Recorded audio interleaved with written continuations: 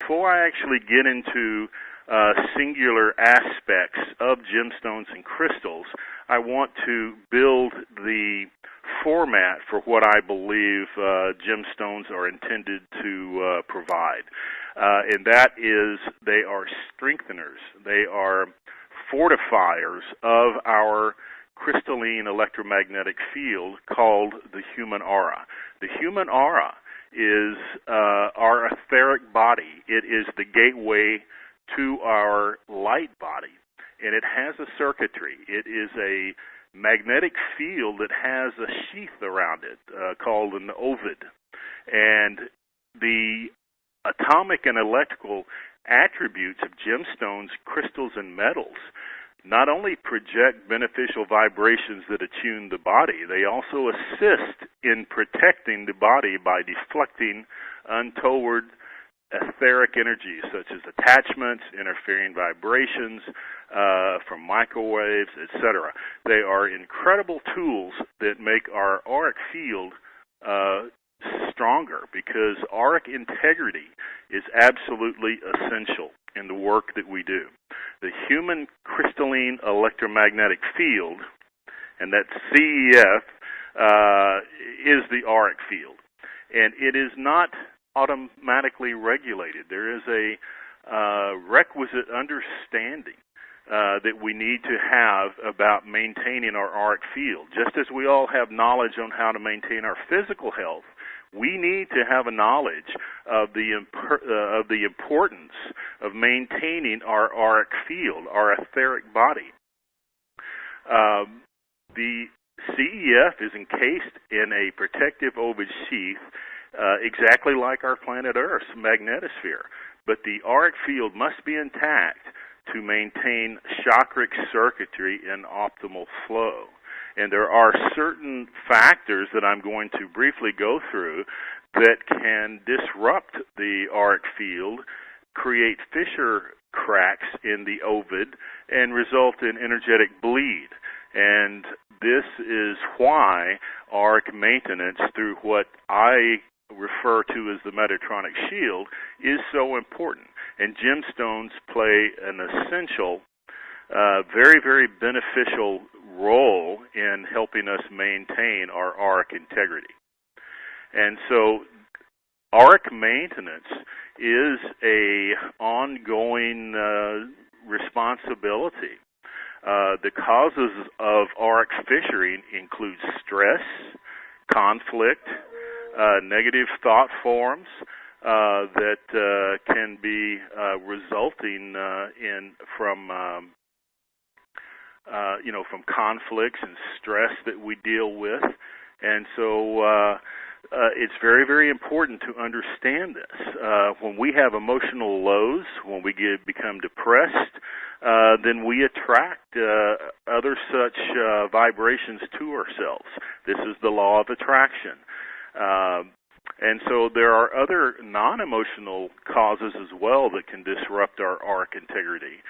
Mechanical differentiation and what I call ascension symptoms.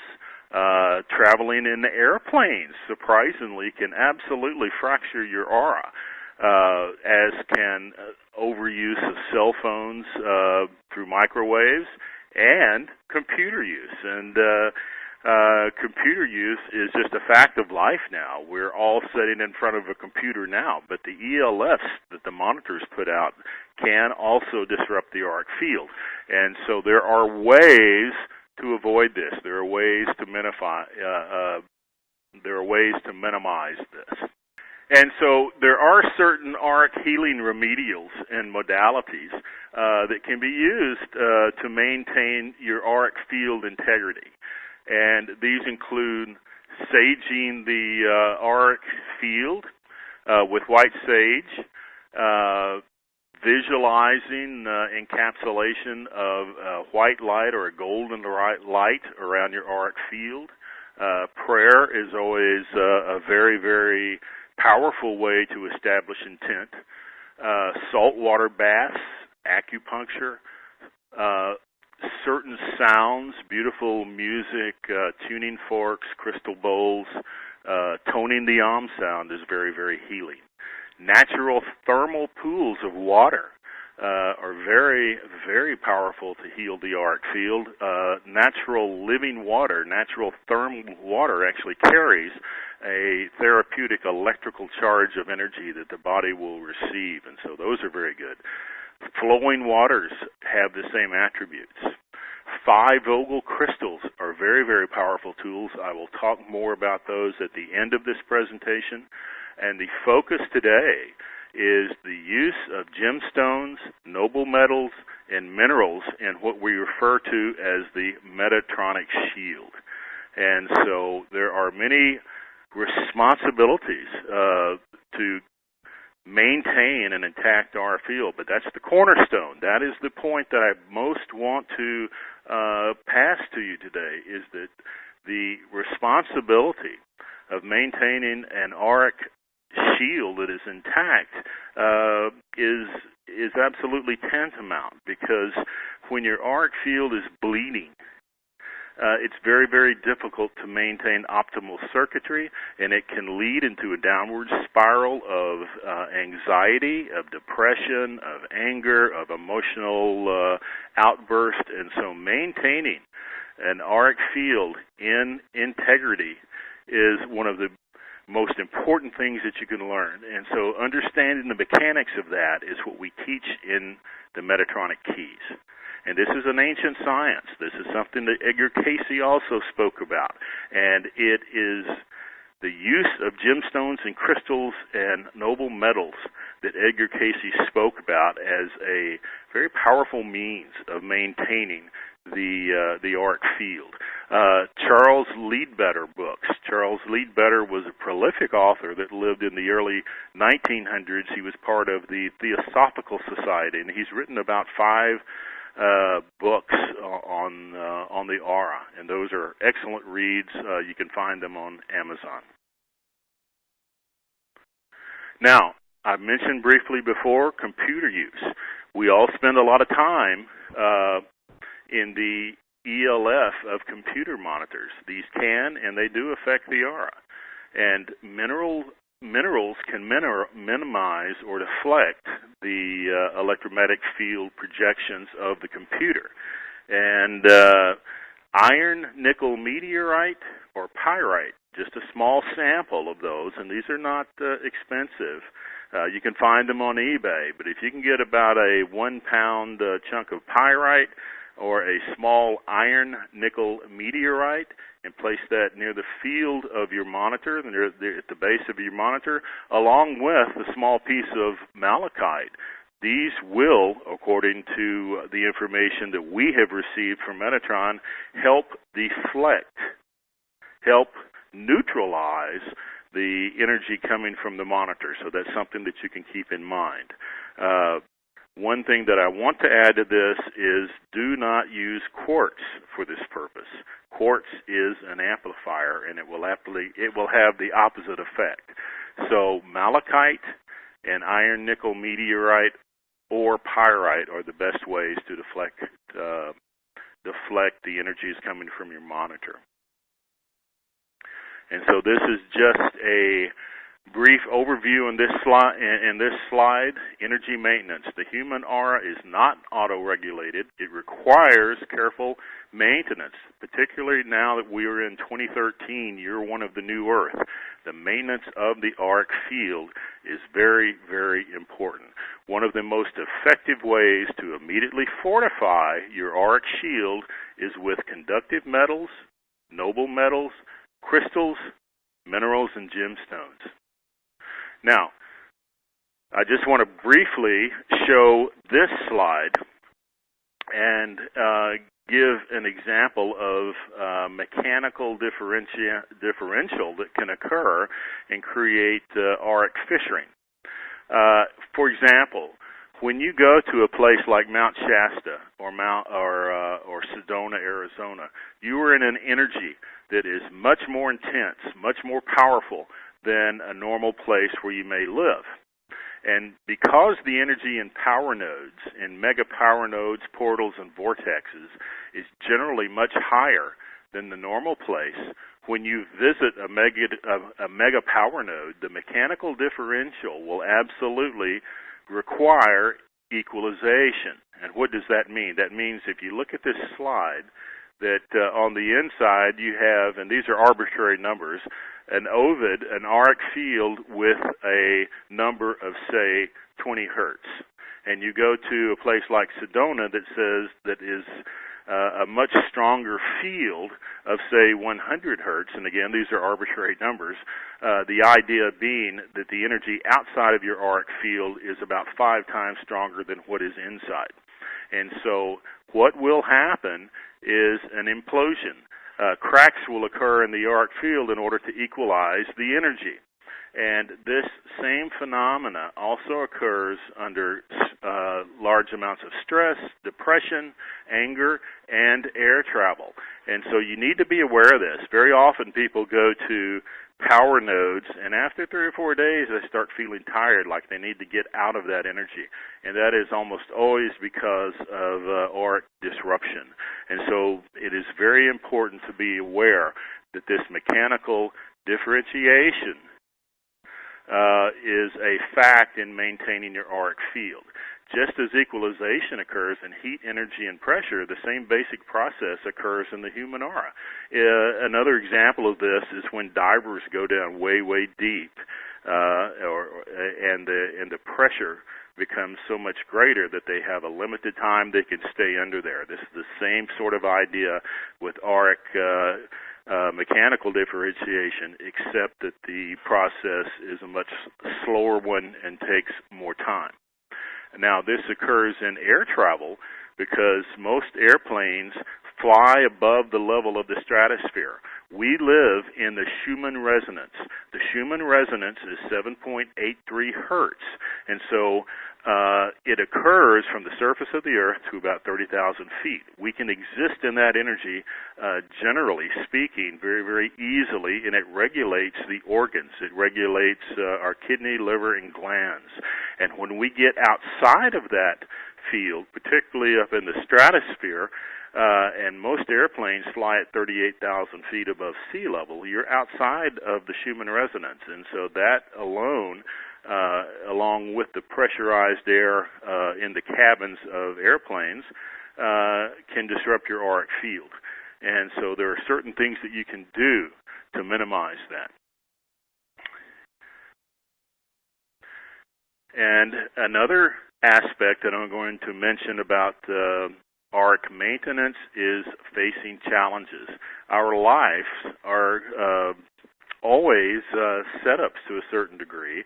No one lives a challengeless life. We face obstacles. That is part of reality in duality. And so anytime you have extreme emotions, anytime you get upset, anytime you face challenges with family, with friends, conflicts, worries, then that can also affect your auric field and cause auric bleeding. Another very, very important point that I want to mention is dealing with depression.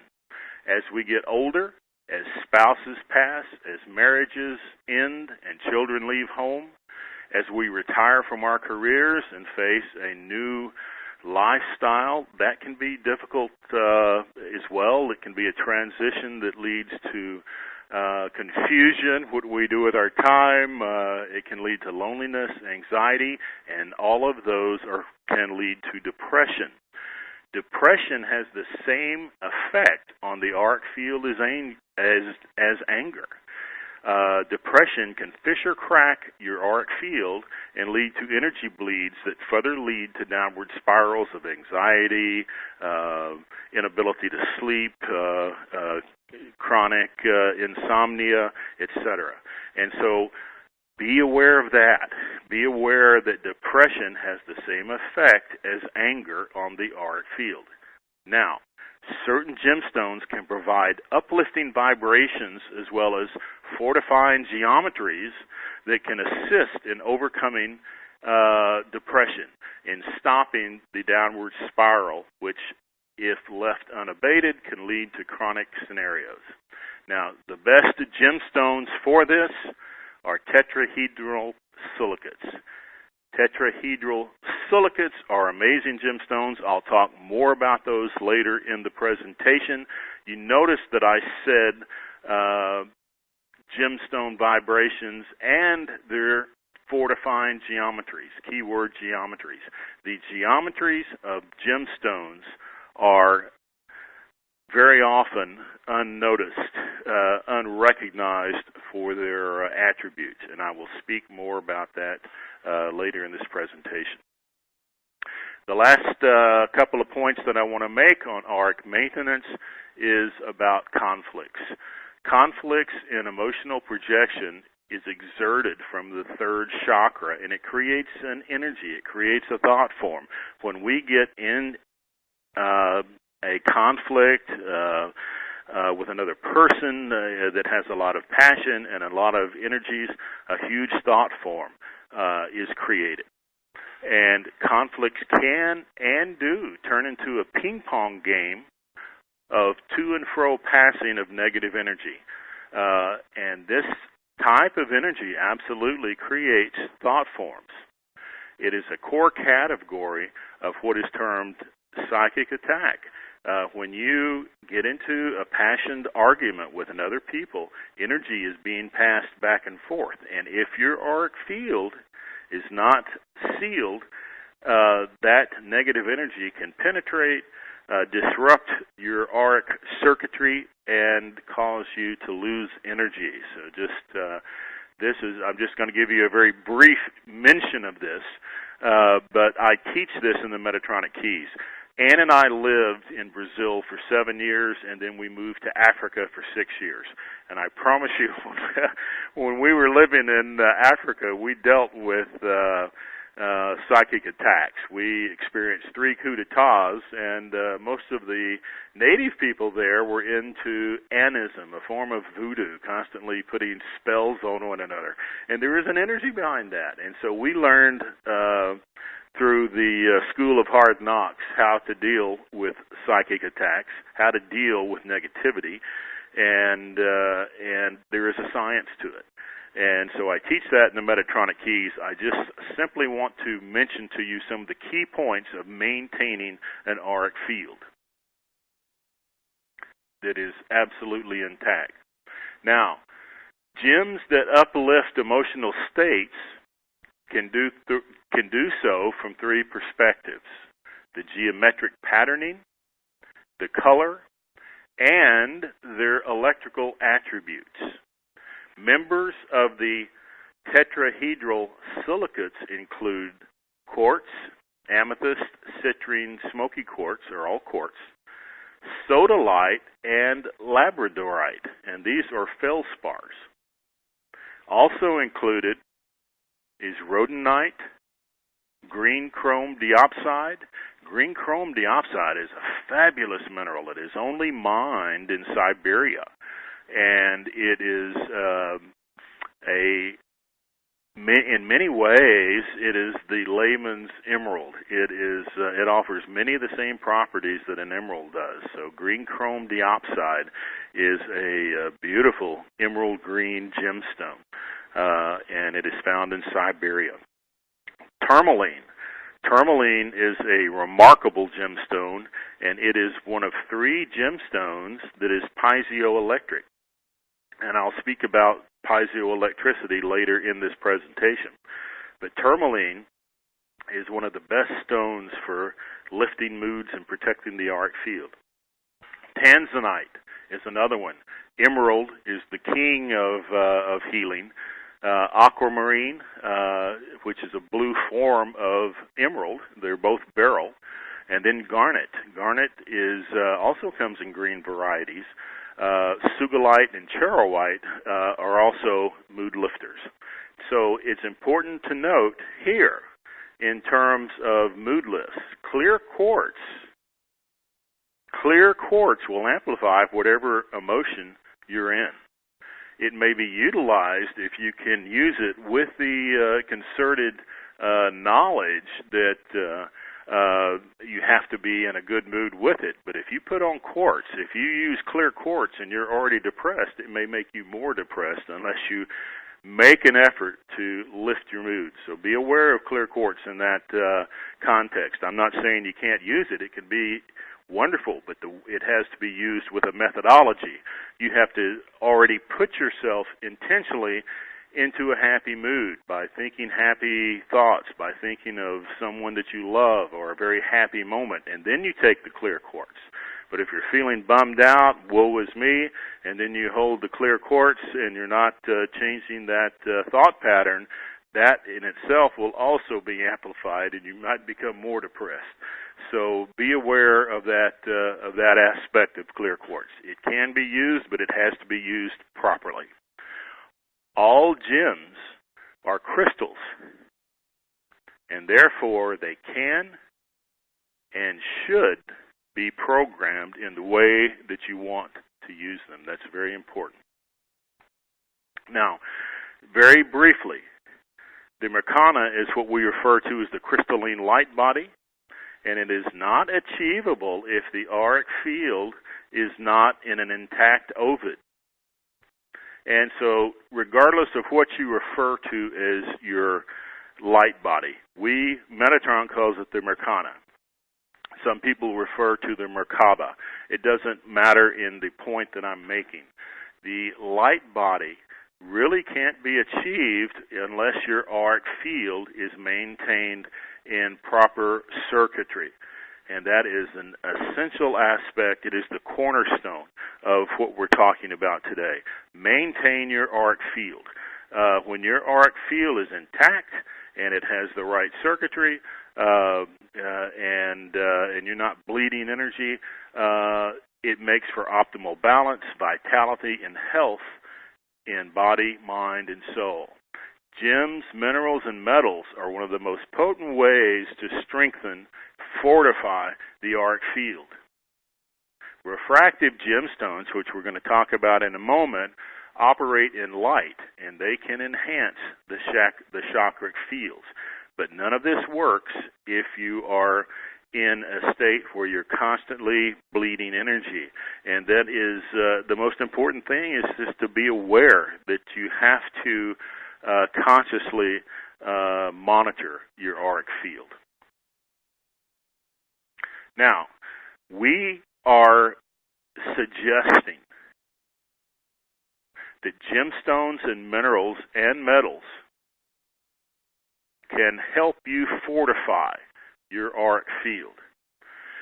Gems are pulsing generators that emit a complex crystal electrical field that optimally integrates, synergetically integrates with the human aura. And this is why gemstones and certain metals and certain minerals were always prized by ancient societies. They were always sought after by indigenous peoples that wore turquoise, that had coppers. The advanced Atlanteans and Egyptians and ancient societies, including the Greeks, were aware that certain gemstones, that certain metals could increase their vitality.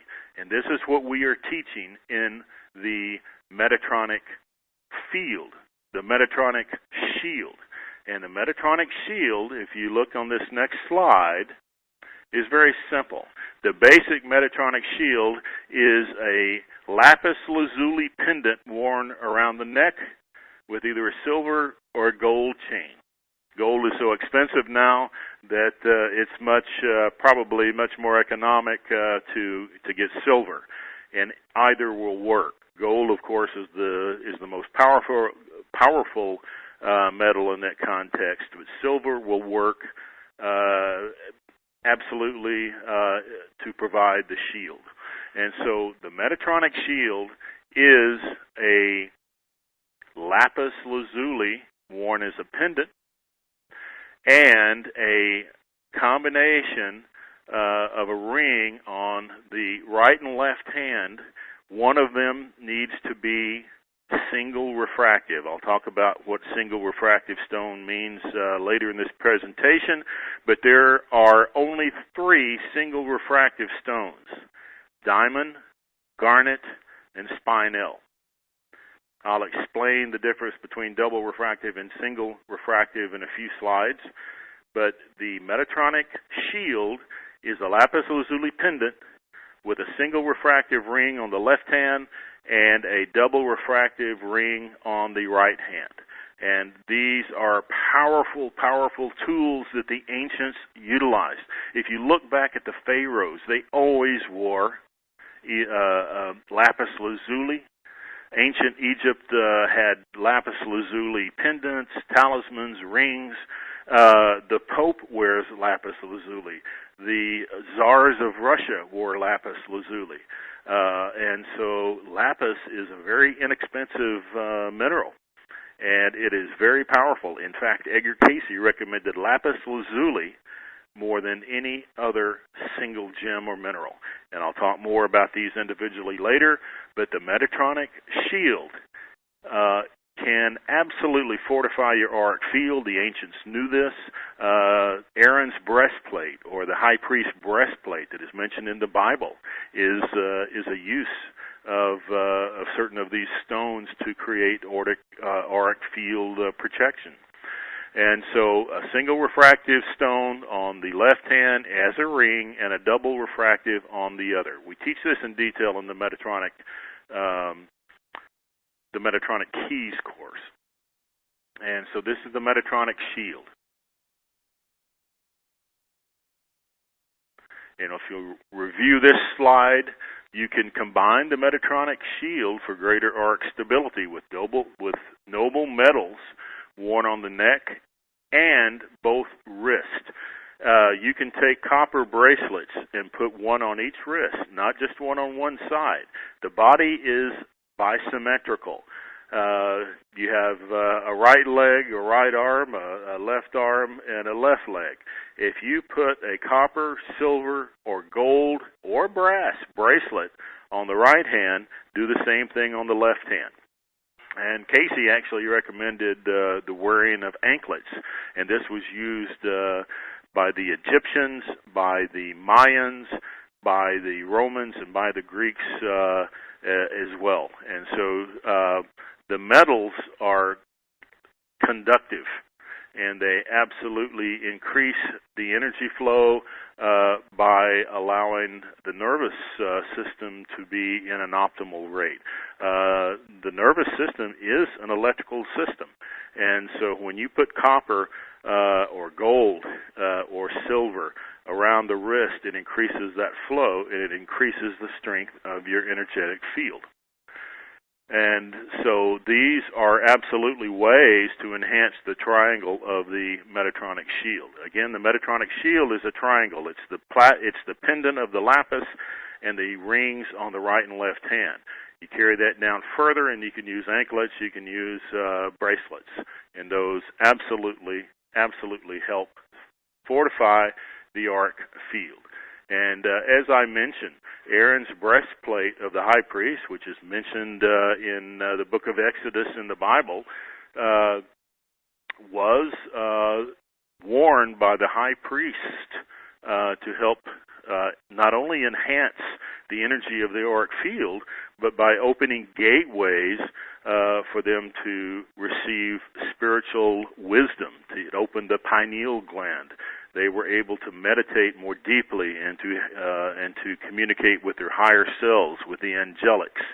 And so certain gemstones absolutely align the chakras and help open the pineal gland, the third eye. And so these are just representations of the breastplate of the high priest that were worn by the ancients. And it was not only the ancient Jews that did this. Again, the pharaohs, the czars, popes, leaders throughout history and ancient civilizations were aware of the true purpose of gemstones, minerals, and metals. And that true purpose is that they are tools, not vanities, not cosmetics. These are tools that absolutely can fortify your auric field. And Edgar Cayce spoke about this. He clearly he repeatedly stated that the use of gems, minerals, and certain metals is, quote, not folklore, but rather a forgotten science that can benefit health, emotional, mental, and spiritual development. Again, his quotation, do not take this as superstition or as a good luck charm, but if the entity will wear about itself a metal, in this case, he's recommending carbon steel. He's telling, in one reading, this is reading 1842, that if this person will carry carbon steel in their pocket, it will ionize the body and provide vibrations that help the body become stronger. And for this particular person, he was saying that it would help them strengthen their lungs, get rid of cold and congestion. But it is the conductivity, the ionization of that carbon steel that was recommended for this person. And he has other specific readings. If you are a member of the ARE, you can get the circulating files on all of the Cayce gemstone readings, and they're remarkable. And he repeatedly says it is the atomic structure, it is the vibrations, it is the qualities of light that these gemstones project that enhances our etheric body. And it is our aura that is the etheric body and leads to the light body. But it is gemstones that he said are tools. And tools is the key word. They're not cosmetics. They're not vanities. And, you know, one of the problems that so many people have is they think that if they wear these stones, they look flashy, that they attract attention. And you know, that is something you have to deal with. But if you have your intent that these gems are tools, then you don't necessarily have to wear them in public. There are certain times when if I'm wearing a copper or a gold or a silver bracelet, I'll put a tennis, you know, those little wristbands that tennis players wear. I'll put one of those over it. Or if it's cold in the winter, I'll wear gloves to cover the rings. But the other things that you can do is you can wear these only when you're at home if you don't want to go out in public with them, and if you're conscious or if you're going into a situation, perhaps traveling in the third world, and you don't want to look like you're covered in thousands of dollars of jewelry and become the attract the attention of someone that may want to take it from you. And so there's certainly always precautions that have to be utilized in common sense. But there are certain gemstones that I just use for sleeping. I always sleep with the Metatronic shield. I have a double refractive ring on the right hand, a single refractive ring on the left hand, and a lapis lazuli that I wear when I sleep or I wear when I'm at home. And so don't get caught up in the idea that these make you look flashy, that these make you look vain. If you use these in the right way, they will absolutely enhance you. And this is from Edgar Cayce, and this is what Metatron says. The reason women live longer than men is that they wear gemstones. These are congealed energy, congealed light. Gemstones are generators of life force and projectors of coherent light that reinforce the human auric fields in all planes. That's a phenomenal statement, and that is something to really consider. So remember that gemstones are tools, and their appropriate use is to be tools. Gems and noble metals were recognized by the ancients as tools that fortified health, increased energy, and provided amplifications that could enhance spiritual attributes. They're tools, and they are not the achievement itself. Simply by wearing an emerald, for example, or simply by wearing an amethyst, for example, you're not suddenly going to become enlightened, but they will absolutely give you vibrations that allow you a greater consciousness, that allow you the opportunity of greater health and greater consciousness when you use them appropriately. They're not cosmetic embellishments. Cayce highly clarified this, and he continually recommended gems, noble metals, and mineral use in an appropriate way. The gems are light generators. They're frequency projectors. They are balancers. They can be of tremendous assistance. They are lights on the path, but they're not meant to be used as vanities. And so another thing that I want to mention very briefly is single refractive and double refractive gemstones only occur in translucent and transparent gemstones. I'm going to talk in just a minute or two about what single refractive and double refractive is, and this is a unique Metatronic teaching. I don't think any of the gem books that are out now, and if I may insert at this point, I am finishing what I consider to be one of the most important works that I've done, and I'll have a complete book on gemstones available in a few months.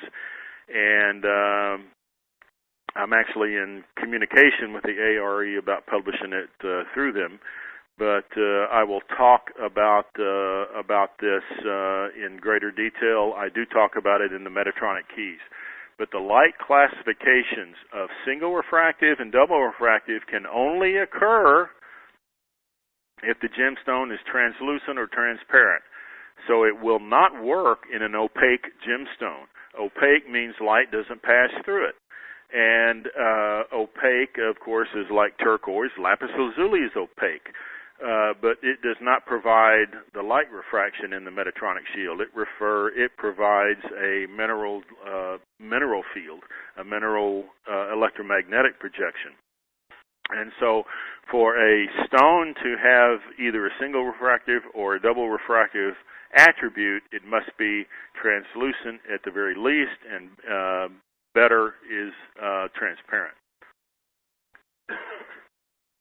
Other factors are weight, hardness, and density. Now, when you're buying a gemstone, the Mohs hardness scale is an important thing to look at, and I doubt if many gem dealers will talk about this. But it is the Mohs scale that determines how dense or how hard a stone is. And just as you can see on this slide, a diamond is 10 out of 10 on the hardness scale. A diamond is the hardest substance on the planet Earth. In the category of 9 is ruby and sapphire. Category of 8 is topaz, real topaz. 7 up to 7.5 is quartz, and then it moves down from there with talc being the softest. So the Mohs scale hardness is something that is important to be aware of. The greater the number of the Mohs scale, the further that gemstone will cover your body. So for single refractive gems, you really, as a rule of thumb, need 1 carat for every 50 to 60 pounds of body weight. But the minimum size for a single refractive gemstone, diamond, is 2 carats.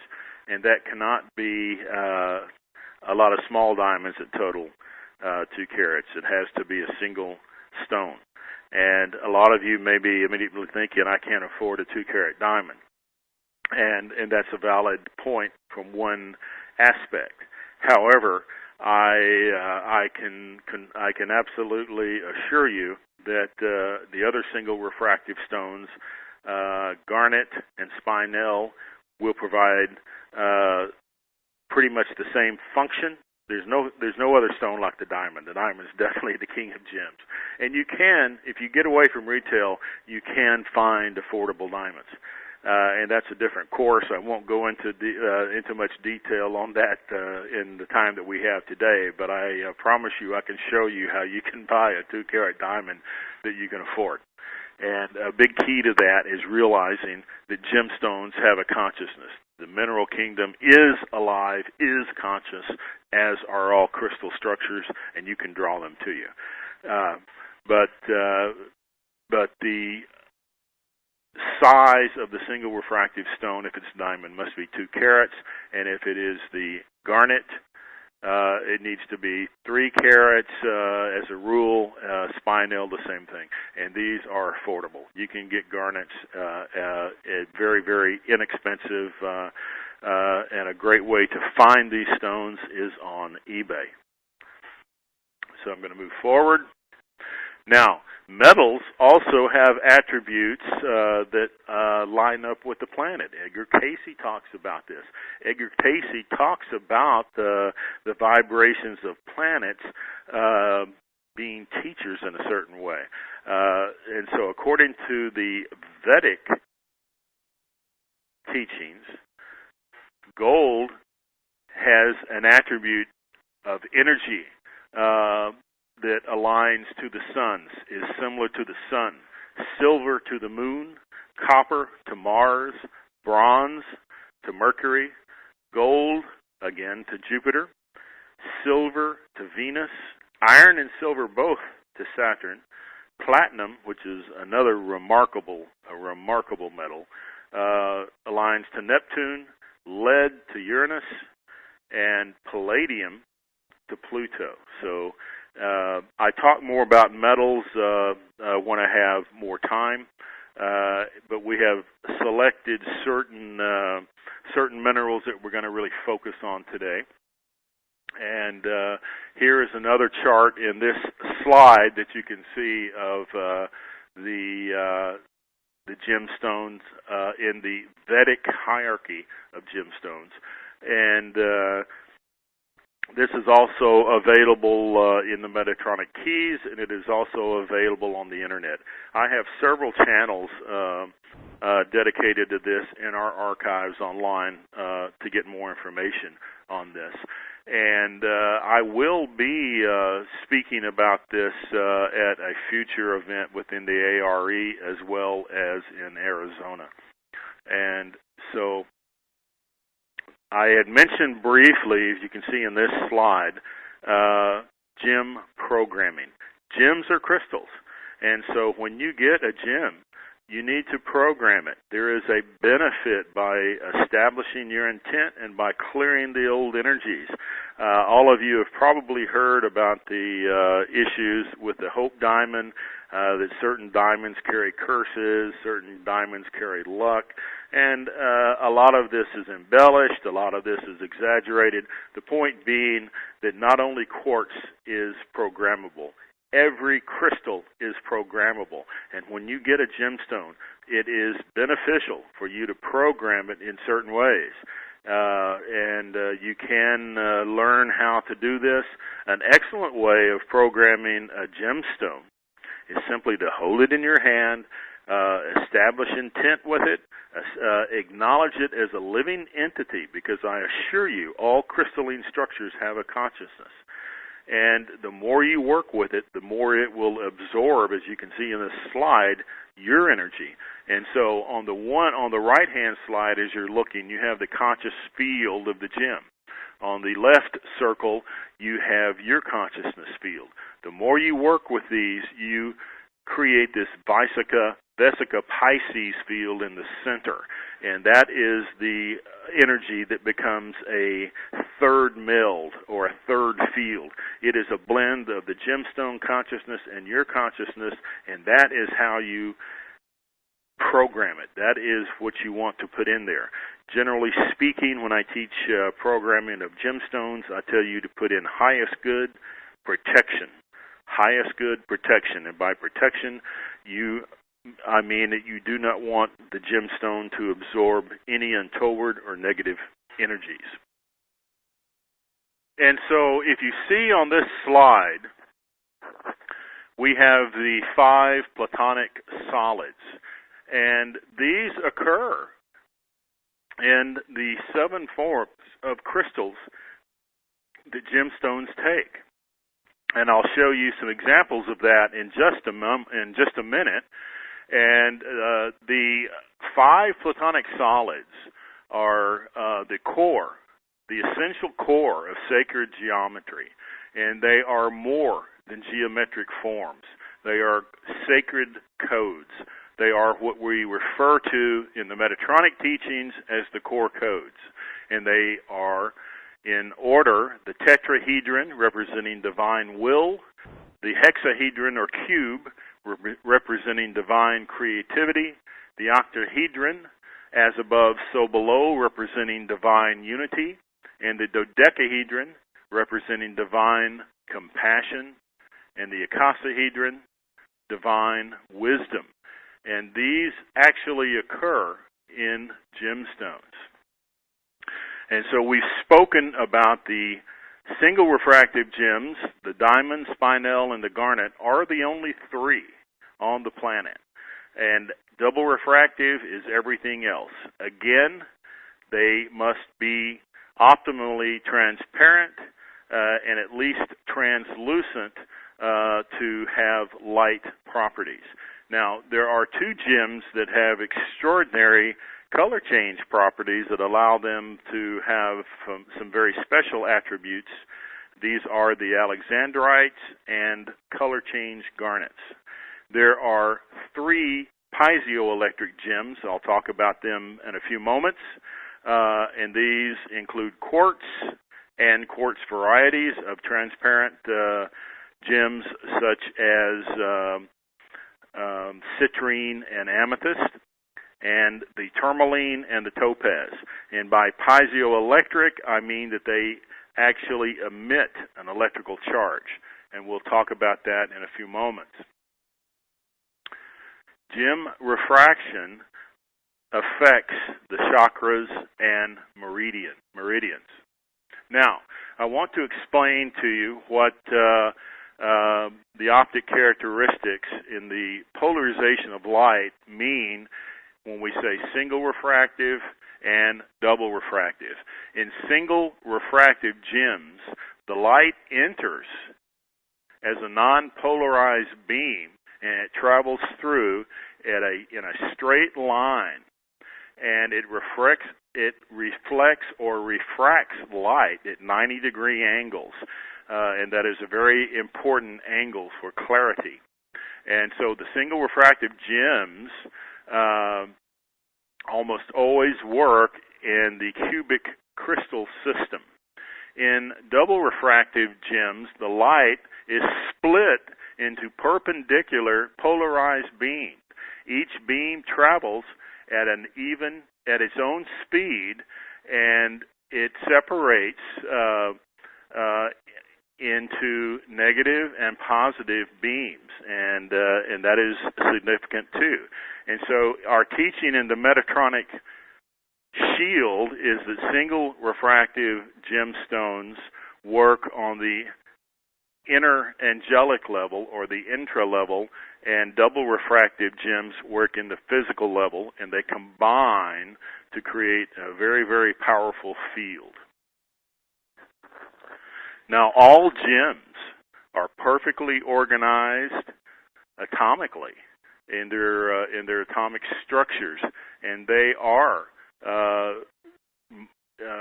either a platonic solid in a geometrical sense or a derivative of the platonic solid. Their molecules are geometric. They emit electromagnetic fields, crystalline electromagnetic fields. And there are only 7 geometric forms, according to most of the gemological systems, of crystallization. Only 7. And all of the ones that are transparent or translucent refract and disperse light. They emit light.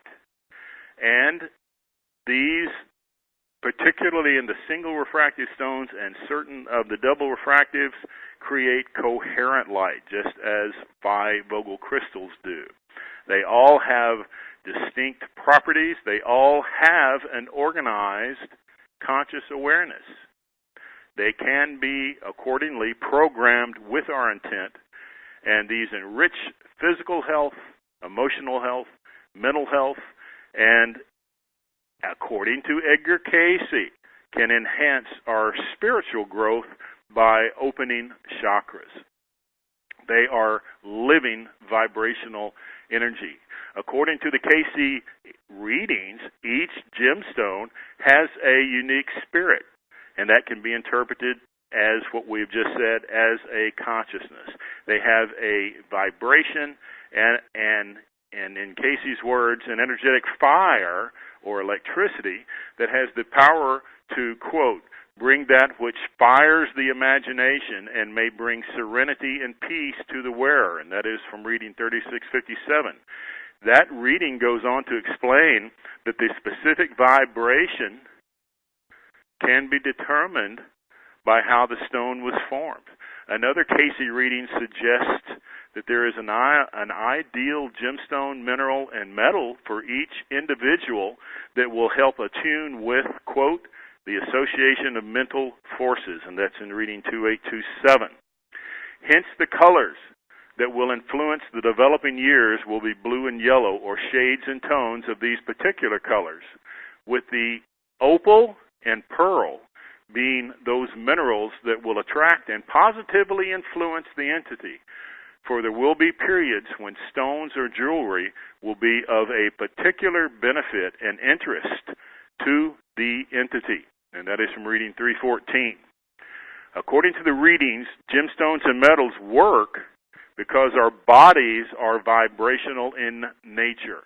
Quote, each element, each stone, each variation of stone has its own atomic movement, held together by the units of energy that in the universe are concentrated in that particular activity. Now, I interpret that to mean that we are also atomic beings. Our physical structure is made up of atoms, is made up of molecules, and the crystalline versions of these, which occur in gemstones and minerals and in certain metals. Certain metals can be crystallized, have the purest tone. In a certain way, gemstones are the crystal bowls of light. They have a pure frequential essence that is absolutely energizing and beneficial. Here's another Cayce quotation. For the very elements of the physical body through which spirit and mind manifest are atomic in their nature. Hence, so are the elements of this gemstone as indicated, that partakes of most of the elements that are to man of great influence or power because of their representations in the body. Metals such as gold and silver could be worn on the body for the strengthening. These can be additionally absorbed more deeply by the body in using a device such as the radial appliance or amplifying the strengthening influences of gold and the stabilizing influence of silver. Gold, therefore, being energy of strength, a vibration of strength, and silver, one of serenity and stabilization. Cayce also, in various readings, stated that other metals are beneficial. These include platinum, gold, palladium, carbon steel. He even mentioned brass as a strength-giving alloy. And isn't it interesting that most of the Roman generals always wore brass breastplates and wrist bands to increase that auric energy? And also copper was recommended. Copper is actually included in most of the alloys. And so these metals absolutely add an energy to the auric field as well. Now, where gemstones are formed also has an influence because crystals are recorders. All gemstones, all minerals that are crystallized are absorbers, are recorders. And so the location of where a gem is formed and mined affects their attributes to a certain degree. For example, an amethyst found in Brazil is going to have slightly different astrological attributes, if you will, in a manner of speaking, from an amethyst that is mined in, say, Sri Lanka, or an amethyst that is mined in Siberia. All of them will have a certain frequency of the energy of the earth from those areas. So the location makes a difference. Some of the best gems and quartz and some of the best gems and crystals now are coming from Russia, Bolivia, the quartz of Arkansas, gems of Madagascar. Tanzania is a fantastic source. Sri Lanka and Brazil, just to name a few.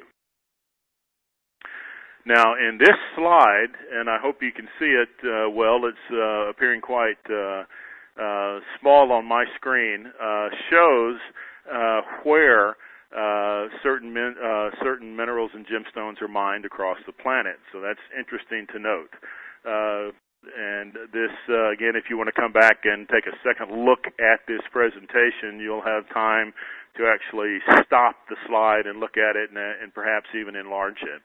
But this shows the locations of alexandrite, aquamarine, diamond, emerald, opal, ruby, sapphire, spinel, topaz, and tourmaline. Very interesting.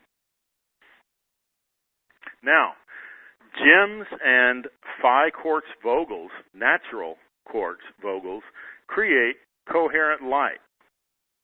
Now, coherent light is a very, very interesting phenomenon, and it is what opens the pineal gland.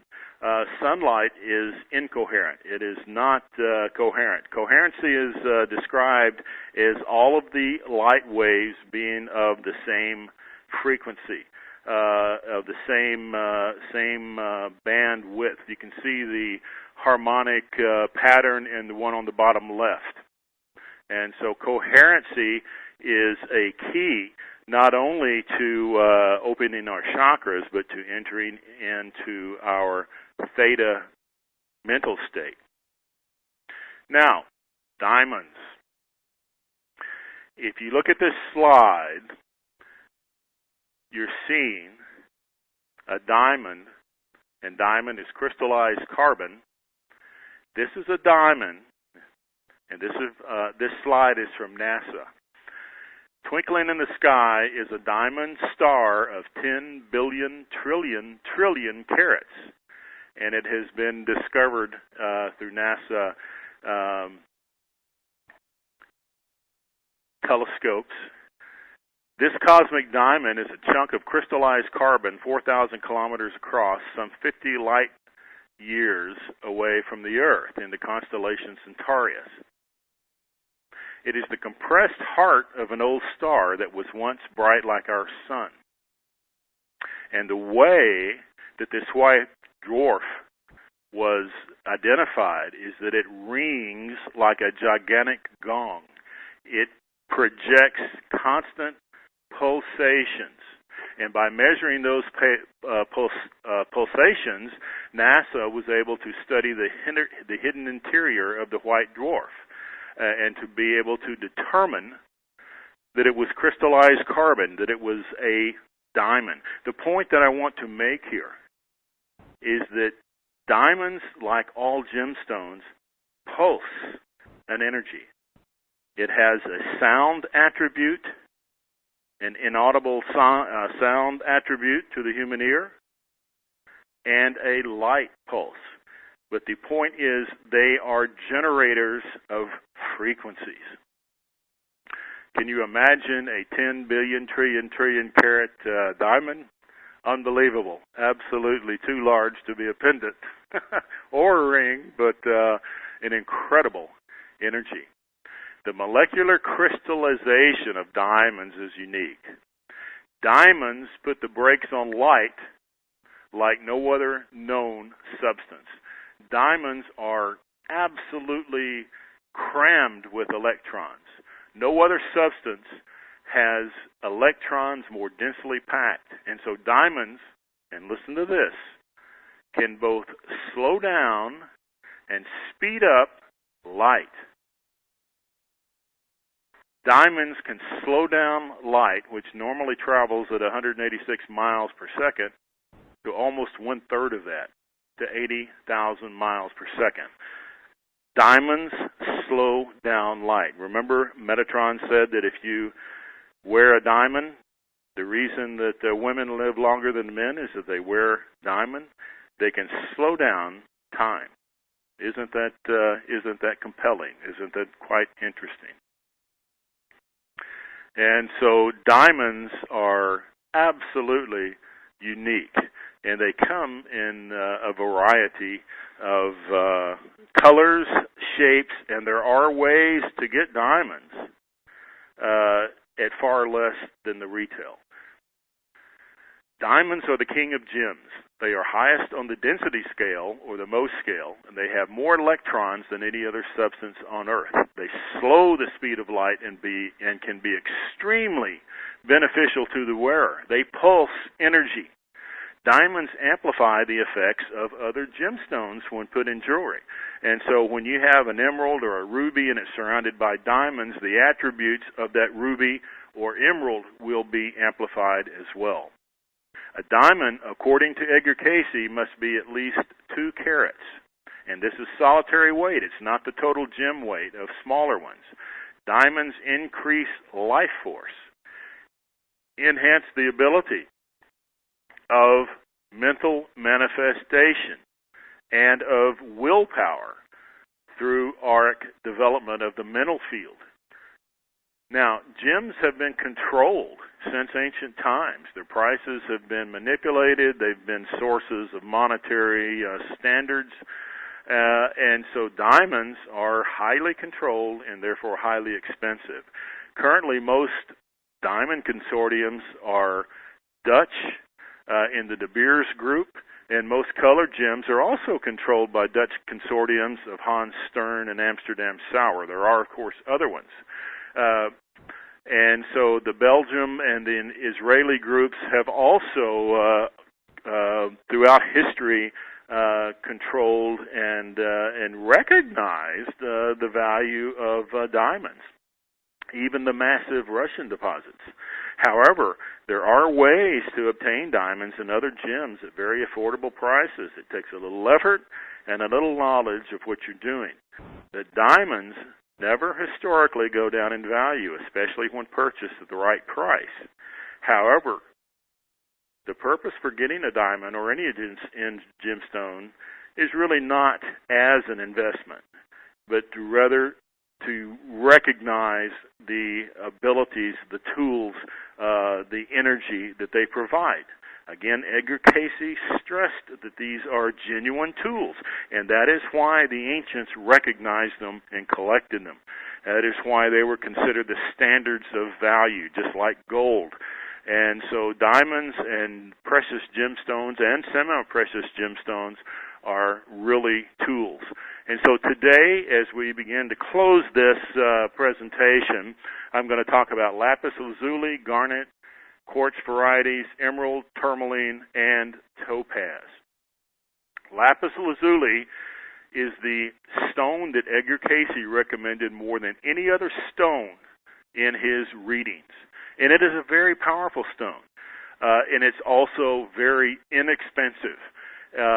Lapis has always been associated with the leaders and religious leaders, political leaders, powerful people in Egypt, Tibet, Greece, Rome, and other ancient societies.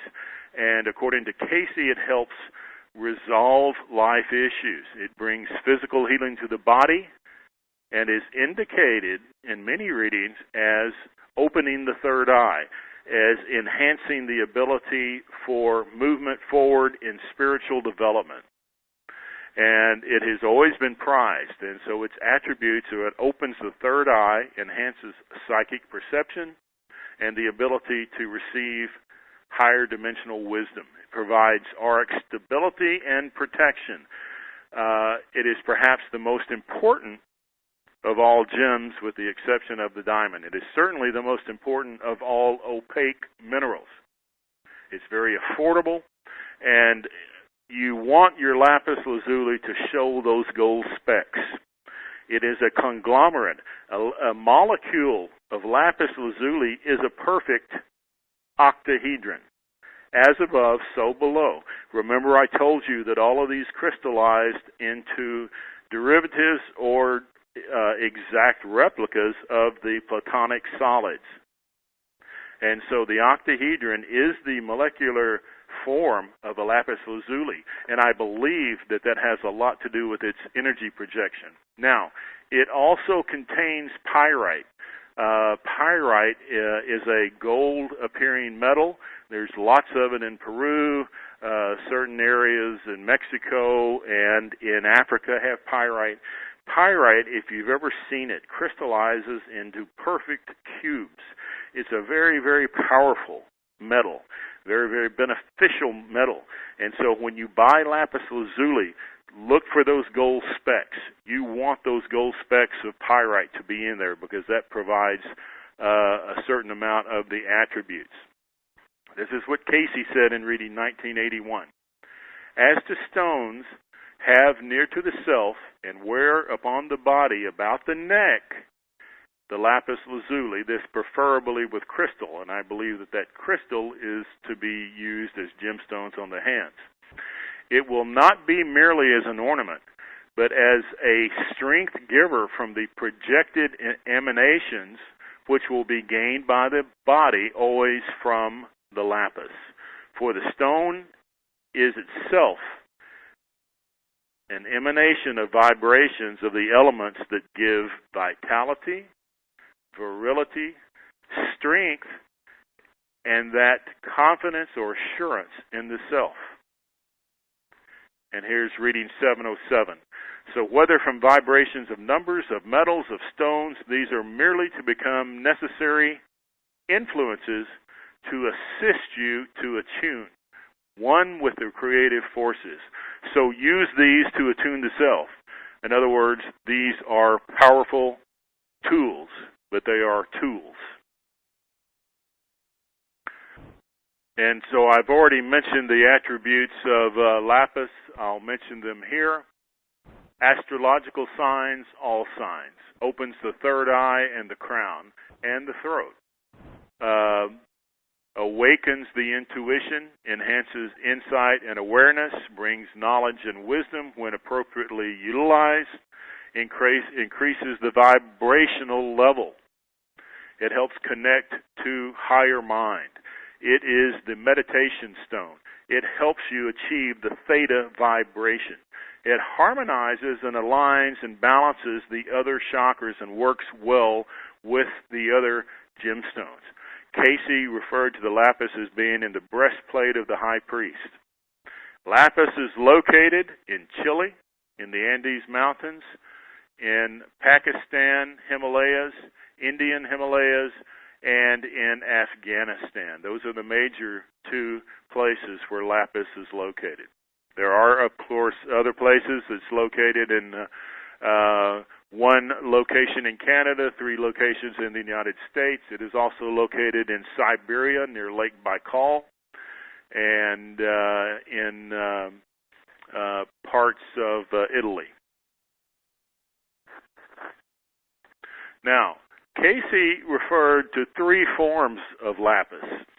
Lapis lazuli, the blue one that we refer to, he called also lazurite.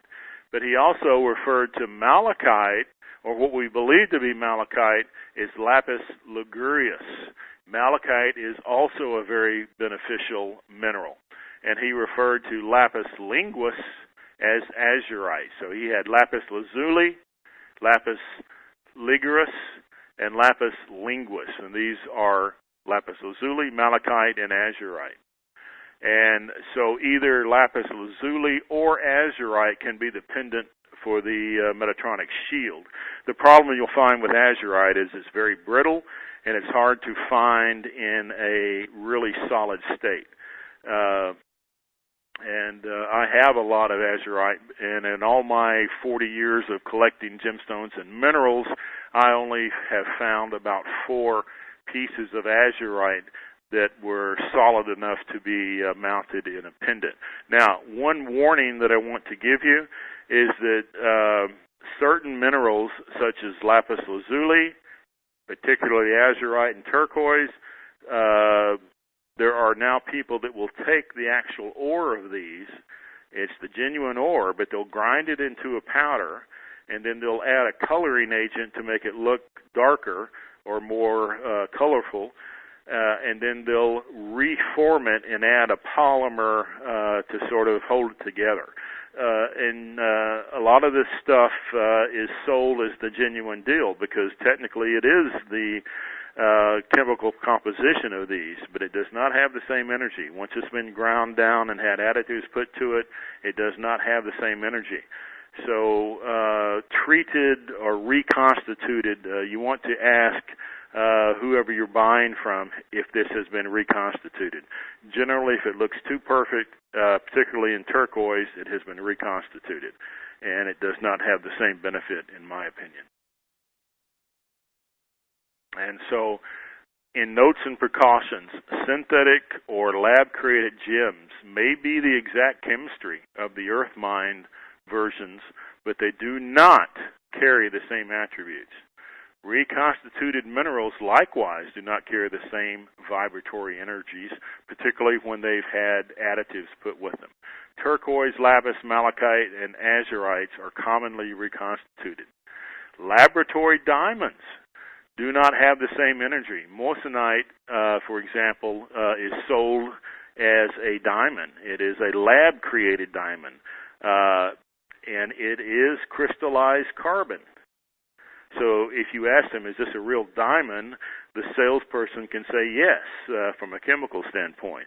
The correct question is this a natural earth-mined diamond? Moissanite, for example, is not single refractive, it's double refractive. Double and triplet gemstones, such as opals and alexandrite, are gems that are cut into thin slices with a layer of glass on the top and bottom, and they don't have the same energy. Now, heated gemstones are fine. Almost all colored gems are heat treated to enhance the color, but that does not affect their abilities. And I spent a lot of time studying that. However, glass injections to hide inclusions does damage and interfere with the gem's circuitry pattern and refraction. A lot of rubies on the market and a lot of diamonds on the market now have glass injected to hide the inclusions. And that glass, which is not a crystallized substance, creates basically walls between the energy pattern. It's better to have an included diamond than one that looks clear but has glass fillings all through it. You basically cut up the continuity to it. So you do not want glass injections in any gemstone. The markup on gems at most major retail jewelry stores and high-end shops is enormous, particularly if you consider what it comes from right out of the lapidaries. Years ago when I was in Brazil, I was buying cut emeralds for $45 a carat, carrying them to the States, and they were being valued, and these were not high-end. These were translucent emeralds, and they were all being valued at $1,200 a carat. And so the markup on gemstones for the retail, most of the appraisals are designed to help the jewelry stores, and so you really want to be careful when you buy gemstones. There are some great ways to buy genuine gemstones by bypassing the retail. One of these is eBay, but you have to know what you're doing. You have to buy a stone that is guaranteed, and then you have to have either access to a jewelry store with a certified gemologist who will verify it for you, or if you're willing to make the effort, you can buy a refractometer for about $700, and if you're buying a lot of gemstone, it's a good investment, and that will absolutely tell you what the gemstone is.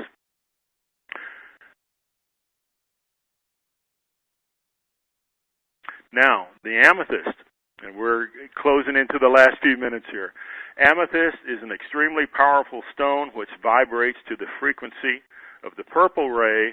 It's the highest vibration of light, and according to Edgar Cayce, the stone aids in psychic development and provides calmness. It helps open the third eye and assist in individuals' intuition. It helps with dreaming. It helps against insomnia and with headaches. It opens the psychic centers. And so amethyst is a stone that Cayce recommended, and it is one of the other stones that is always worn by the Pope and were worn by the pharaohs. It's a very, very powerful stone. Emerald. Emerald is a form of beryl, and it is the healing stone. The positive personal attributes associated with the emerald are numerous. They include the development, the enhancement of compassion, of healing ability, and the healing and protection of the wearer. They assist in health and longevity, heals, opens, and aligns the heart. It helps enhance a generosity, a loving nature, harmony and balance, self-control, and humility. And the ancients considered it as helpful to eliminate certain diseases. It has also been recommended as helping negate certain negative attributes or aspects such as jealousy, recklessness, stinginess, cruelty, and dishonesty. So emerald is a remarkable stone. There are a lot of synthetic emeralds out there. The best emeralds currently come out of Muzo, Colombia, and like a diamond, an emerald should be at least 2 carats. It's almost impossible to find an emerald that does not have some inclusions in it. They absolutely have what they call the jardine, or in Spanish, the garden. And so if you're buying an emerald and it has no inclusions, there's a good chance that it's synthetic, unless you're paying about $5,000 or more per carat. Inclusions don't hurt the emerald. You want it to have a few, and because that's a sign that it is not synthetic. And the technology these days in creating synthetic stones is so high that you really need a gemologist, a certified gemologist, to verify for you if the emerald is synthetic or not. So, but emeralds are absolutely amazing gemstones. And if you're only going to have one double refractive stone to go in your Metatronic shield, the emerald would be the first one that I would buy. There are other forms of beryl, and these are tetrahedral gems.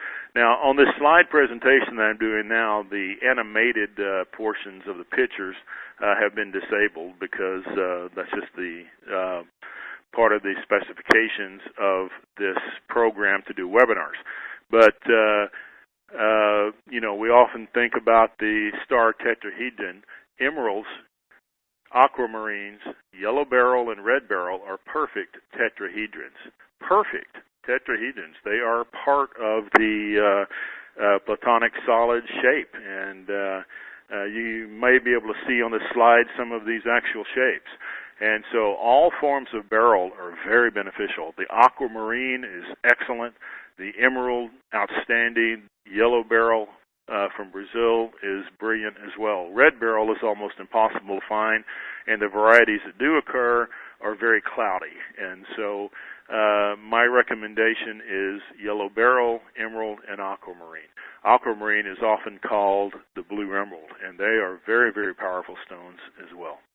Rose quartz, also recommended by Edgar Cayce. This stone opens the heart chakra, allowing the individual to become more nurturing, to receive love. It is a stone of the divine feminine and of unconditional love. Particularly people that are dealing with depression, that are dealing with self-confidence issues, loneliness. This is a great stone to where it can enable a speedier metabolism and a greater sense of vitality and joy.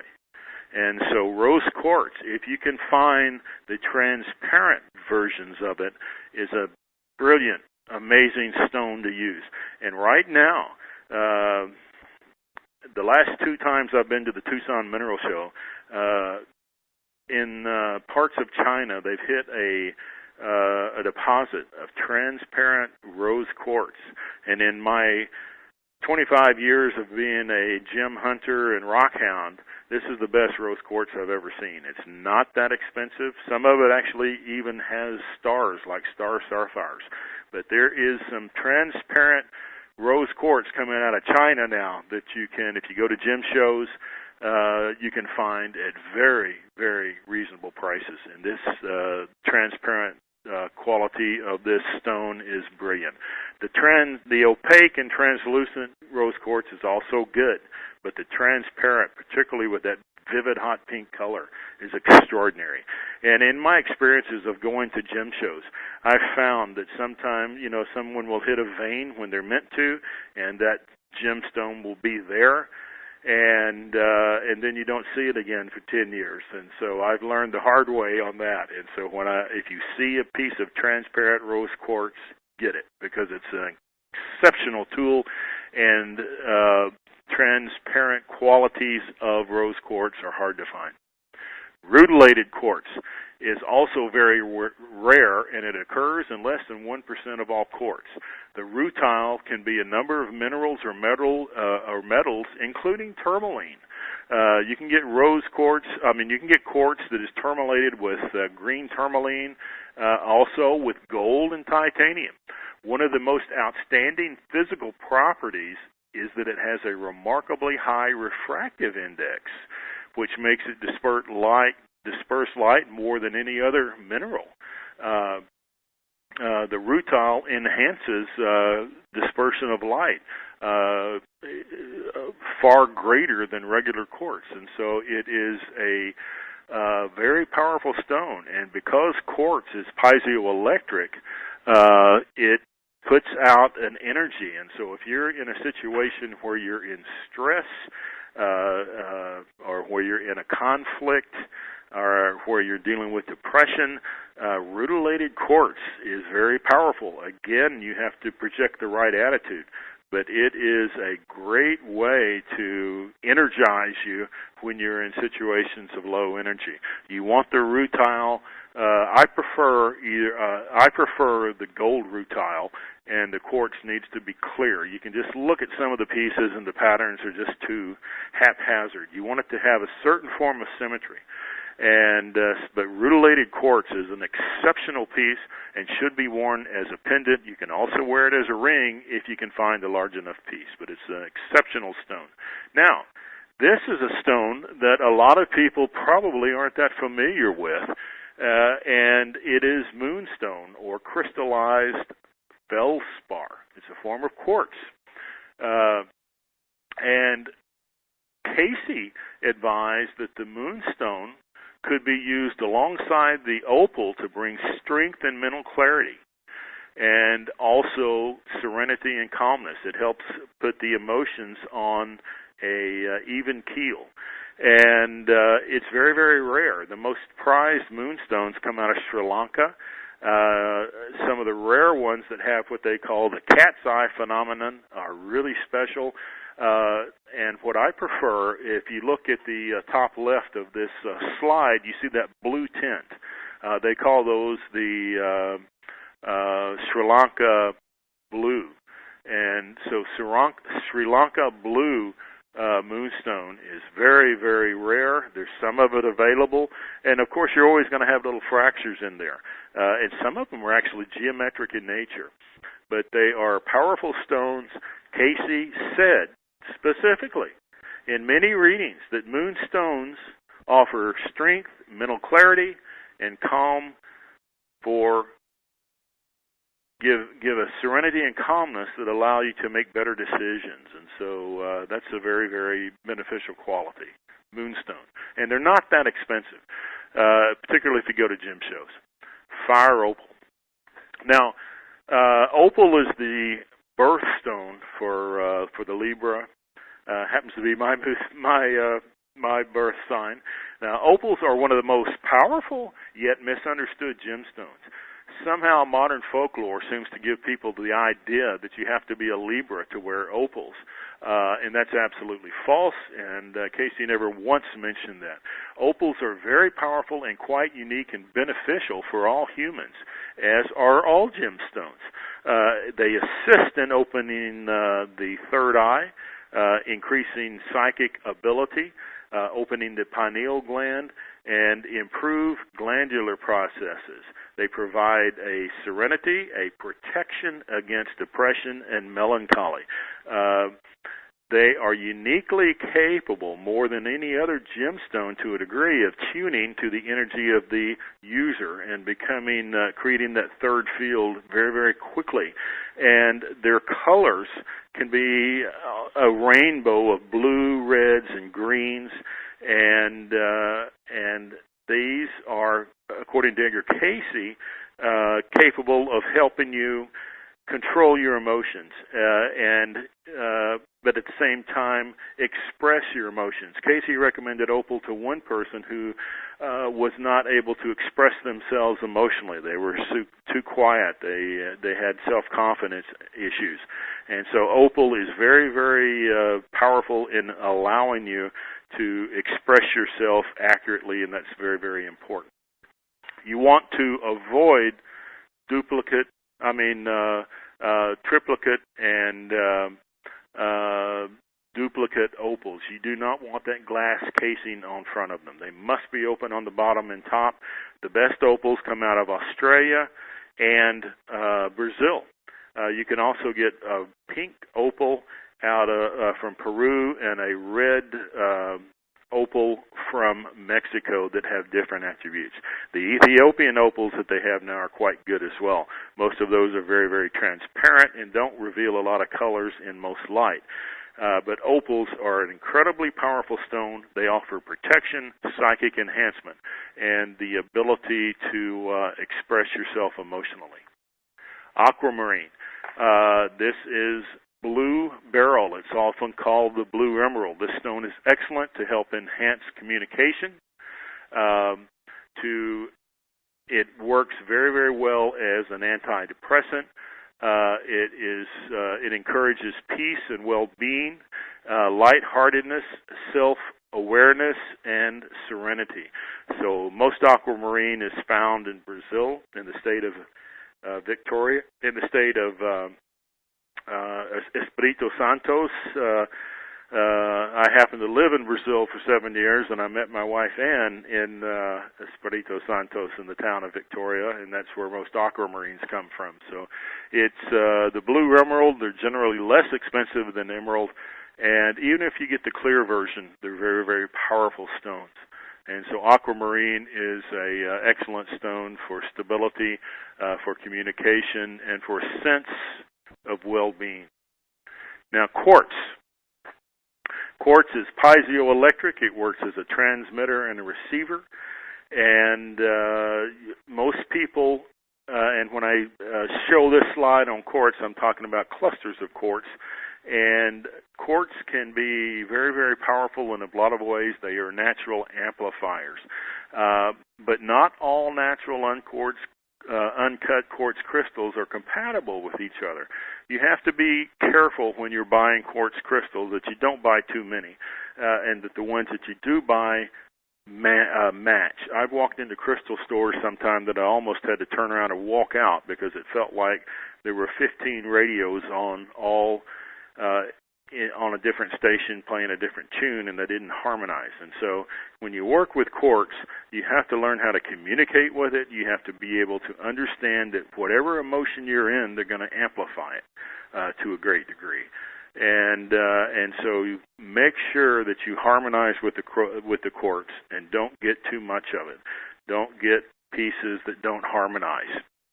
And you must take time to work with, to clear and program a crystal. And in doing that, these can be absolutely amazing tools. This is a global map of where quartz is found across the planet.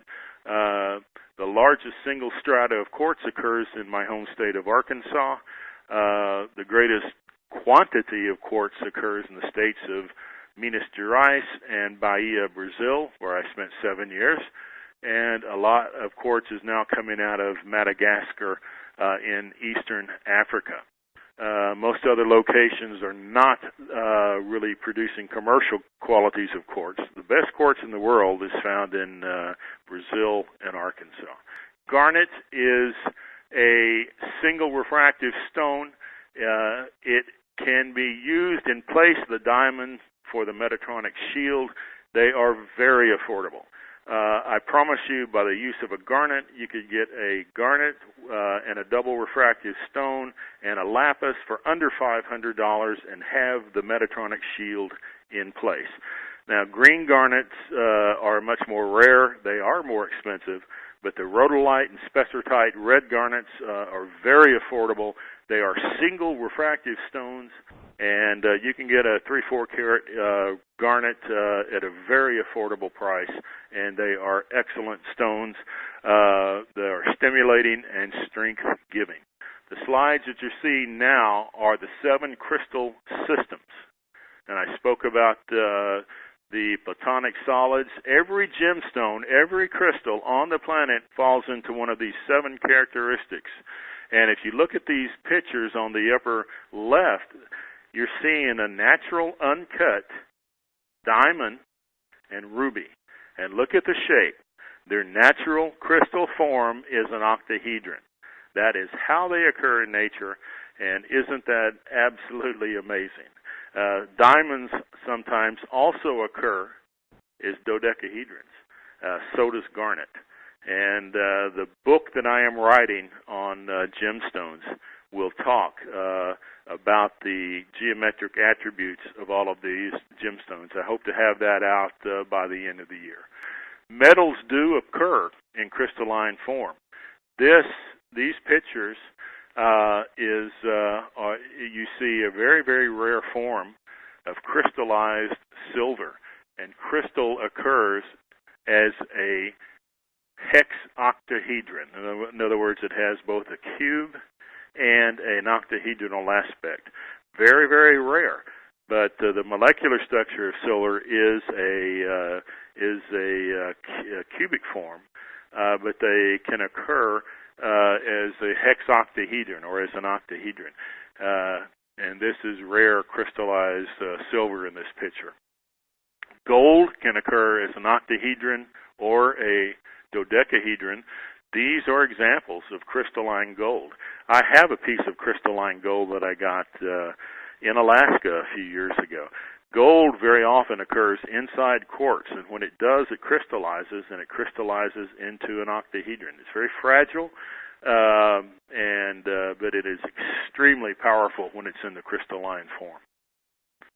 Platinum, most of which occurs in Russia and South Africa, is a very, very beneficial metal to wear. Right now, it's about the same price as gold. Traditionally, it was about 30% higher. But platinum is a very, very beneficial metal, uplifting, joyful, self-confidence, strength. And Cayce mentioned platinum as well. Copper is also octahedral and very, very beneficial for enhancing the electrical flow of the body. Now, very briefly, Phi Vogel crystals. This is something that we work a lot with. Vogel crystals are a form of quartz, of natural earth mine quartz, that are cut to a specific angle as designed by Marcel Vogel, Dr. Marcel Vogel. He developed this angle. And so the key to a Vogel crystal is that base angle of 51 degrees, a requisite phi angle of 5151, which happens to be the same angle as the Great Pyramid in Egypt. And these are basically Atlantean thought amplifiers, law of one amplifiers. They create a coherent energy and are remarkable tools. And they absolutely fascinated me the first time I saw one. And I use Vogelfly crystals to get into the theta state. Optical grade quartz is very, very rare. And I also use them to create thought forms. Ann and I meditate with Vogelfly crystals daily, and they amplify thought. They take you into theta creation mode and are extraordinary tools. We program our Vogels to be used only for the positive, but they are tools that amplify thought forms. Cayce talked about faceted crystals in Atlantis used by the law of one for very, very high purposes of communicating with the infinite. And so Vogel crystals in various facets can be used for out-of-body travel and for thought manifestation and for opening the pineal gland. So I've taken about 2 hours today, and I hope all of you have enjoyed this presentation. This is something that I prefer to do live, but it is a 2 to 3 hour presentation with questions, and so I hope that you've enjoyed this. I will be presenting this in a greater format in Arizona. I appreciate your time. I will, if any of you are still with us and have just a few more, we have a little bit more time. If you'd like to ask a question, I'll take a few questions, and there's a slot where you can ask them. We'll only have time for about 4 or 5 questions, and so I'll take questions now. And so there's one from Elaine Fiddick, and she's asking, how big does the moonstone have to be? And that's an excellent question. Laney, I would say that moonstones, like most mineral-type gems, you want to measure in grams and not carats. 1 gram equals 5 carats, and so most moonstones, I would say, should be used as a pendant, and you probably want it to be about 10 grams, which is 50 carats. So I would suggest 10 grams, and thank you for that question.